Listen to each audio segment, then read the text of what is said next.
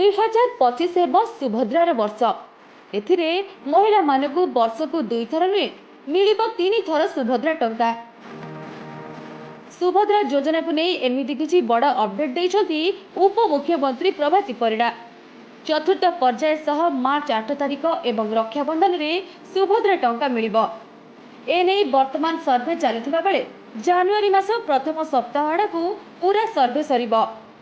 एने आज field report Asib एवं रिपोर्ट अनुसार पदक्षेप नियाजिब बोली कहिसेंती प्रभाती। एथि सहित केही जेमिति सुभद्रा सहायतार वंचित न हुअन्तु सेथिप्रति गुरुत्व दिया जाउथबा कहिसेंती उपमुख्यमंत्री प्रभाती परिड़ा।